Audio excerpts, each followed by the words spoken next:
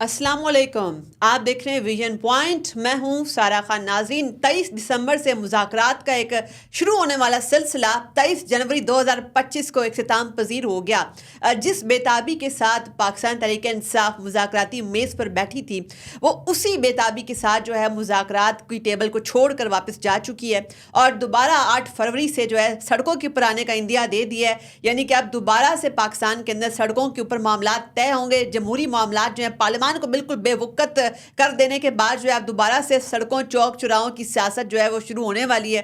और उसके साथ साथ आप ये भी देखते हैं कि एक बड़ी तशवीशनाक सिक्योरिटी सिचुएशन जो है उसका भी मुल्क को सामना है। अगर मैं आपके सामने जो है Pakistan institute of conflict and security studies उसकी लेटेस्ट रिपोर्ट रखूँ तो उसके मुताबिक जनवरी 2025 के अंदर जो है तकरीबन दहशतगर्दी के वाक़यात में 42% इजाफा हो गया पिछले महीने से, पिछले साल से।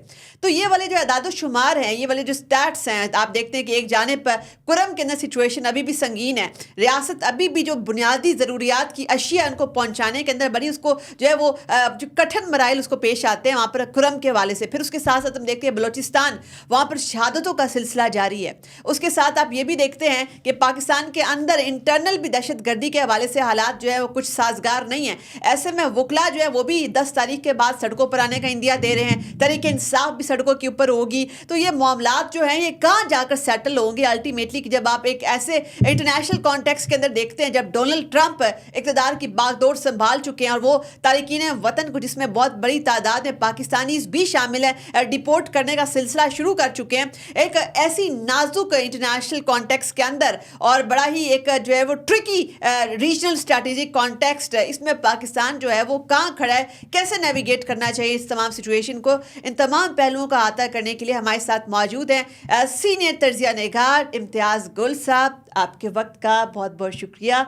इम्तियाज़ साहब, आपका पहली नशिस्त हमारे साथ है तो हमारे लिए बड़े फ़ख्र की बात है कि आप हमारे साथ आज मौजूद हैं।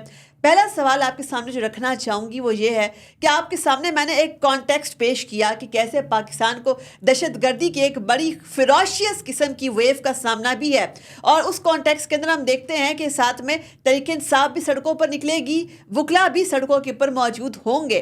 क्या देखते हैं आप कि पाकिस्तान के अंदर जो टर्बुलेंट टाइम्स हैं, आपको कोई इस्तेहकाम की नवीद आती नज़र आती है? जी, पहले तो शुक्रिया आपने यहाँ शो के लिए बुलाया। दूसरी बात ये कि ऐसा लगता है कि पाकिस्तान में हम सब एक दायरों में घूम रहे हैं, चाहे वो सिक्योरिटी सूरत हाल है, चाहे सियासी अदम इस्तेहकाम है। ख़ास तौर पर पिछले 20 साल से तो हम इसी घन चक्कर में फंसे हुए हैं, कोई नई बात नहीं है। 2008, 9, 10, 11, 12 में जिस कदर मार धाड़ हुई थी, शहादतें हुई, जितने तशद्दुद के वाक़यात हुए, कुछ उसी नौइयत की बातें या वाक़यात जो हैं हमें अब 2024 में भी देखने को मिले। अब 2025 का आगाज़ भी बहुत बुरा हुआ इस लिहाज से कि चाहे बलूचिस्तान है, चाहे खैबर पख्तूनख्वा है, दहशतगर्द, चाहे वो बलोच हैं, चाहे पश्तून हैं, बलोच लिबरेशन आर्मी से उनका ताल्लुक़ है या पख्तून या TTP से ताल्लुक़ है, वो सब अपना अपना काम जारी रखे हुए हैं। ज़्यादा उसमें शिद्दत आई है और उसकी ज़ाहिर है कई वजूहात हैं। कोई सिर्फ ये कोई बैरूनी वजूहात उसकी नहीं, अंदरूनी भी हैं। तो मिल मिला के जो एक सूरत हाल बनी हुई है वो बड़ी तशवीशनाक है।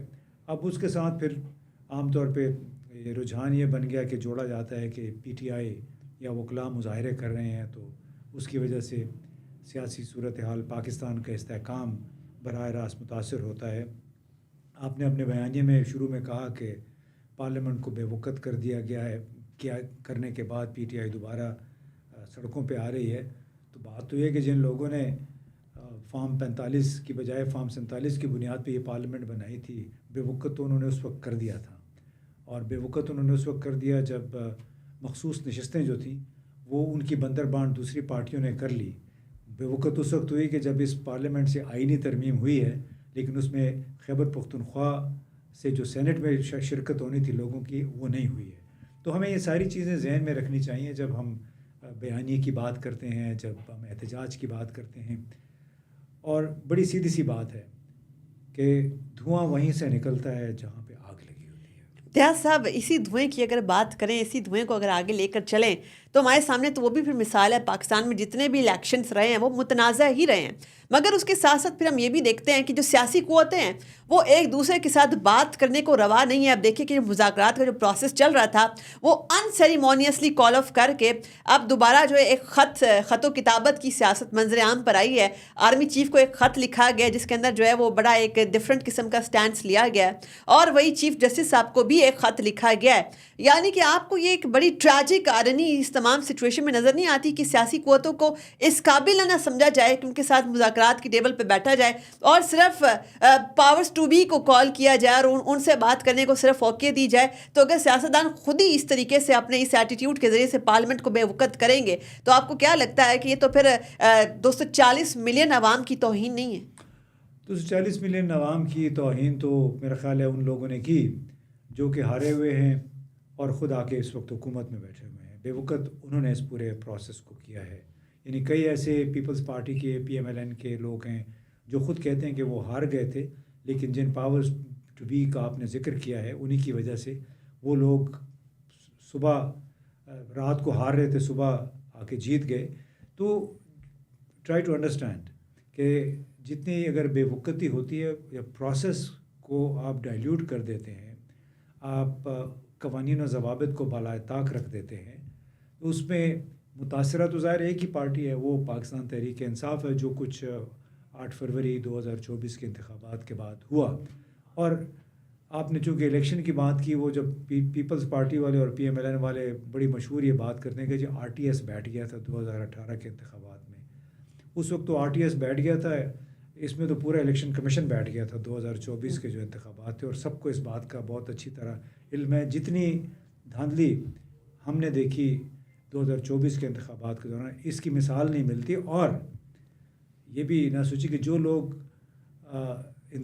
जो मुज़ाकराती अमल अगर मुतासिर हुआ या टूटा है, वो दूसरी पार्टी ने जो हुक्मरान जमात है वो तो मिन्नतें कर रही थी कि आप दोबारा आ जाएं, आप मुज़ाकरात में शामिल हो जाएं।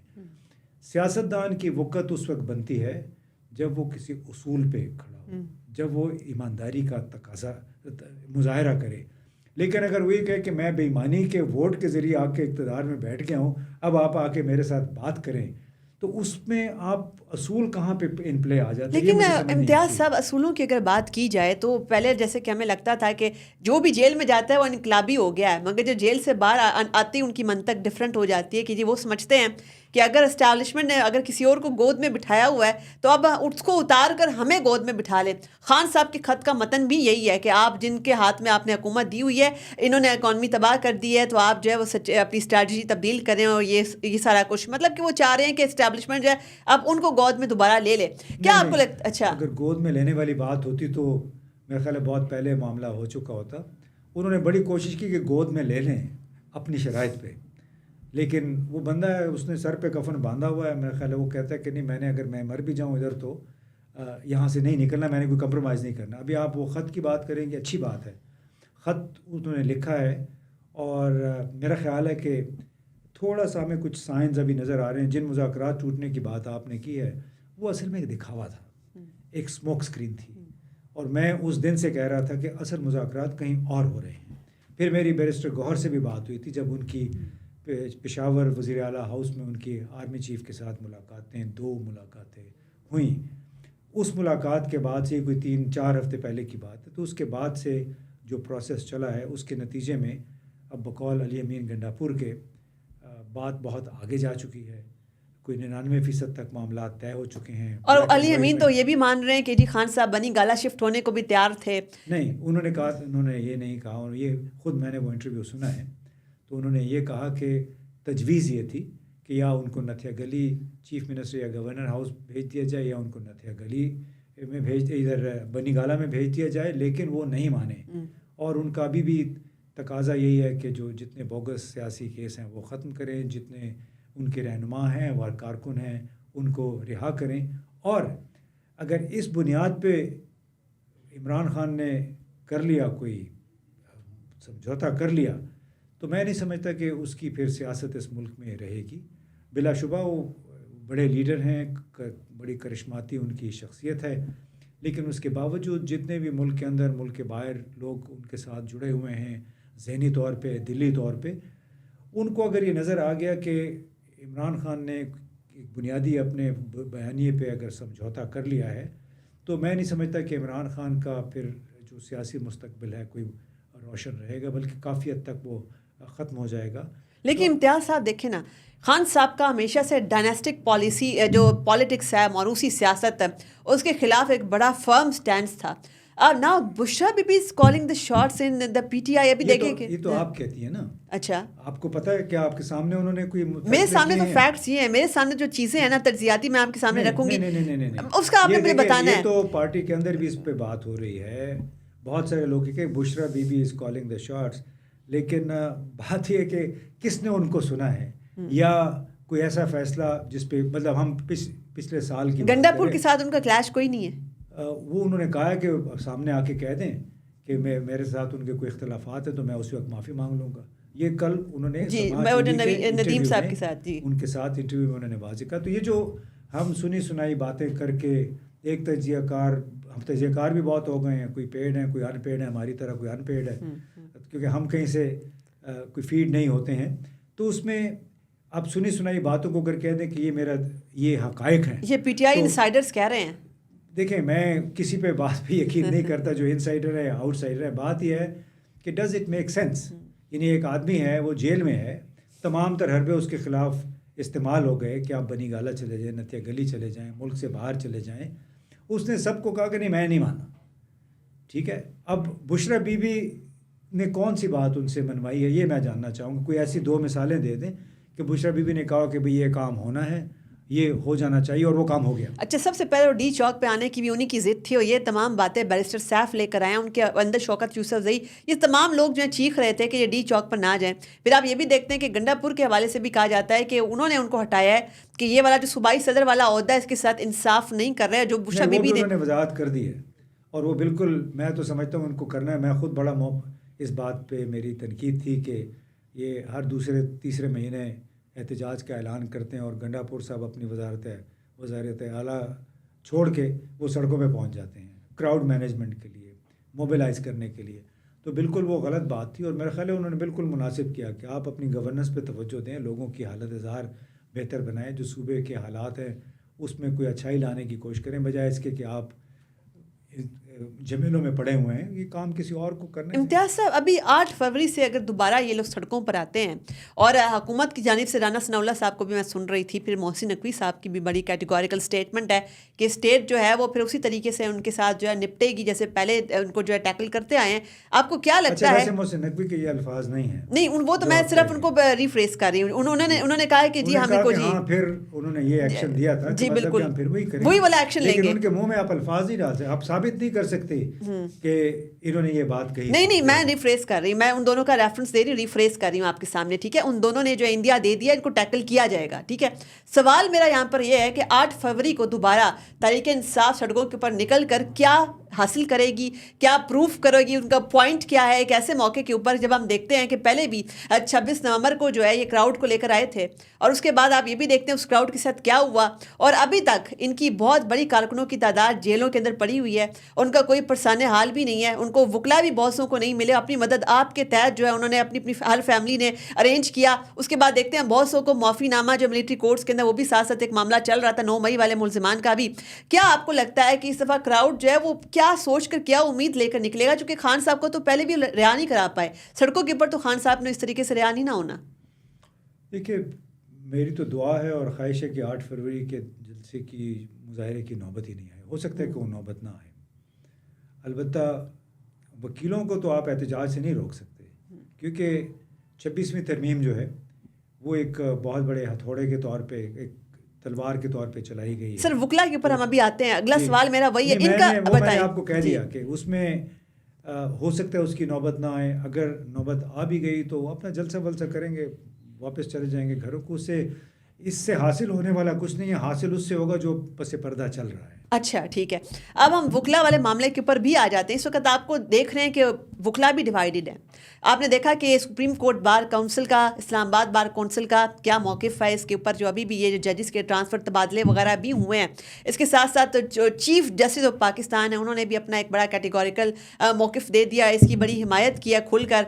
क्या लगता है आपको कि वकला जो है एक डिवाइडेड जुडिशरी, डिवाइडेड अदलिया, एक ऐसा काम जो कि बिल्कुल कानूनी हुआ है, तबादले तमाम जो ट्रांसफ़र्स हुए हैं ये कानूनी अमल हुआ है। पहले जो अदलिया मुहिम चली थी बिल्कुल एक गैर कानूनी जो काम हुआ था उसके ऊपर चली थी, तभी उसमें इतना शदीद मोमेंटम आया था और तमाम अपोजिशन पार्टीज़ जो है और तमाम मीडिया भी उनके साथ खड़ा हो गया था, तमाम सिविल सोसाइटी खड़ी हो गई थी।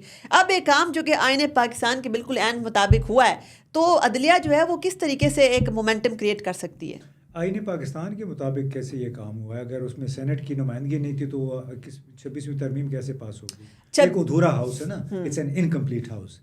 ये आइन के मुताबिक नहीं हुआ है। आइन में आपको चारों सूबों की और सेनेट की नुमाइंदगी चाहिए, ठीक है। अब जहाँ तक वकला का ताल्लुक है, पहली तहरीक का आपने जो जिक्र किया वो अगर जनरल कियानी ना चाहते तो इफ्तिखार चौधरी ने भी वहाँ पे बहाल नहीं होना था, बाकी जजों ने भी नहीं होना था।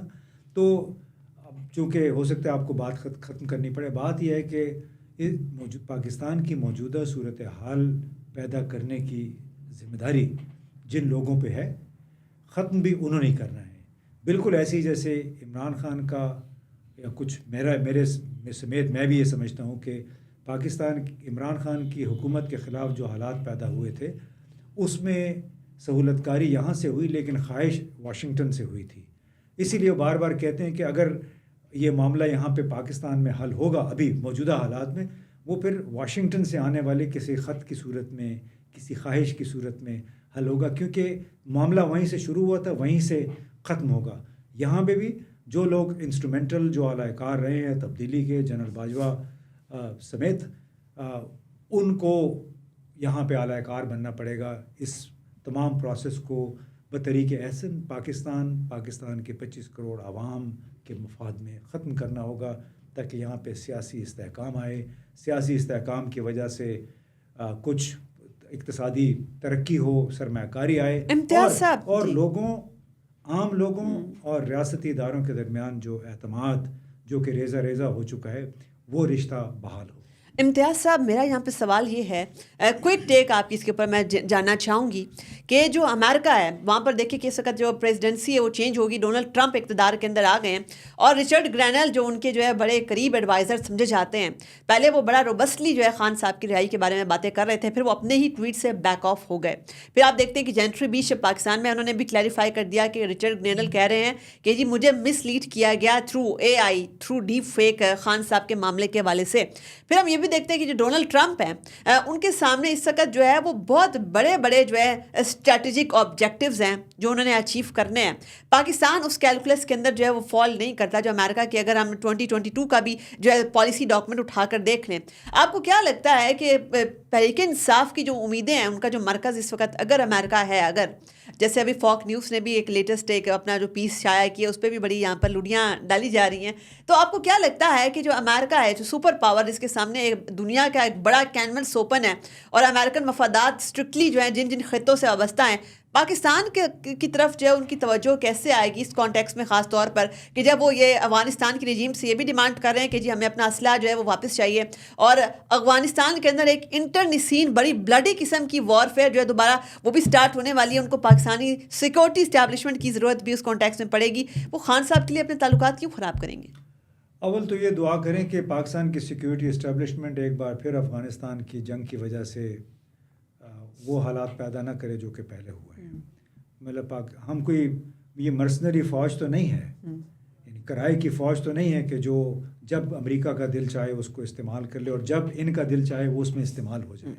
ये करते करते पाकिस्तान इस हालत को पहुँचे, तो मेरी उम्मीद होगी कि जनरल आसिम मुनीर और उनके दूसरे साथी जो हैं वो इस किस्म की किसी बेट को कबूल नहीं करेंगे, क्योंकि अगर अफ़गानिस्तान में ख़राबी होती है तो उसका बराह रास्त असर पाकिस्तान पे आएगा।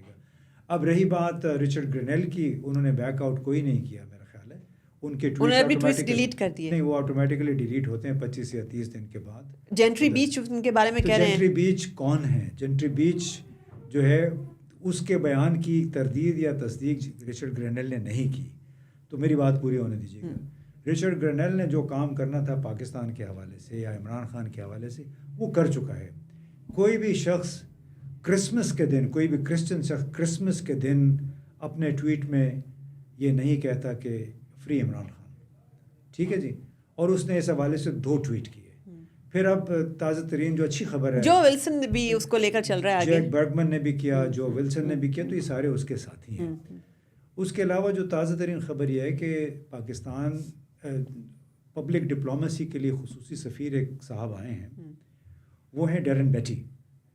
یہ وہ صاحب ہیں جنہوں نے سب سے آخر میں میرا خیال ہے سابق وزیر اعظم عمران خان کا انٹرویو کیا. 3-4 منٹ کا انہوں نے اپنے اس انٹرویو میں اس کا بیانیہ پیش کیا کہ یہ شخص کون ہے، اس کو انٹروڈیوس کیا. اس شخص کو امریکی وزیر خارجہ نے اپنا خصوصی ایلچی مقرر کیا ہے فار پبلک ڈپلومیسی. تو جو رچرڈ گرنیل نے کام کرنا تھا، جو جیک برمن نے کرنا تھا، جو ولسن نے کیا، وہ کر چکے ہیں. ابھی کام آ گیا اسٹیٹ ڈپارٹمنٹ کا. اب دیکھیے کہ فروری کے مہینے میں زیادہ کچھ نہیں بتانا چاہتا. امیدیں پی ٹی آئی کی یا عمران خان کی اس سے قطع نظر پاکستان کے حوالے سے امریکی کانگریس میں کیا ہوگا وہ آگے دیکھیے اب ہوتا ہے کیا اسی فروری کے مہینے. یہ امتیاز صاحب نے ایک بریکنگ نیوز دے دی ہے اور اسی کے اوپر جو ہے آج کی نشست ہم اختتام پذیر کرتے ہیں کہ فروری کا مہینہ جو ہے خاص طور پہ پاک امریکہ ایکویشن کے حوالے سے ایک تہلکہ خیز مہینہ ثابت ہو سکتا ہے. اور ہم امید اس بات کی کرتے ہیں کہ پاکستان میں 8 فروری کی بھی نہ ہی نوبت آئے، نہ ہی 10 فروری کی کوئی نوبت آئے. تمام معاملات جو ہیں افہام و تفہیم کے ساتھ، معاملہ فہمی کے ساتھ، جمہوری روایات کو آگے بڑھاتے ہوئے جو ہیں وہ پارلیمان کے اندر، وہ عدالتی چیمبرز کے اندر مشترکہ طور پر جو ہے وہ بامی جو ہے رضامندی کے ساتھ ریزالو ہو جائیں، تاکہ پاکستان جو ہے یہ جو ہماری نٹی گریٹیز ہے ان کے اندر جو پھنسا ہوا ہے، ان کے اندر جو ہے وہ ایک اسٹک رہنے کی بجائے جو ہے براڈر ایشوز جو ہیں جو ہمیں کیسے نیویگیٹ کرنے ہیں ان کے بارے میں سوچے اور ایک تھاٹ فل قسم کا جو پالیسی میکنگ پروسیس ہے اس کو آگے لے کے چلے. اپنی میزبان ساہ خان کو دیجیے اجازت. اللہ حافظ.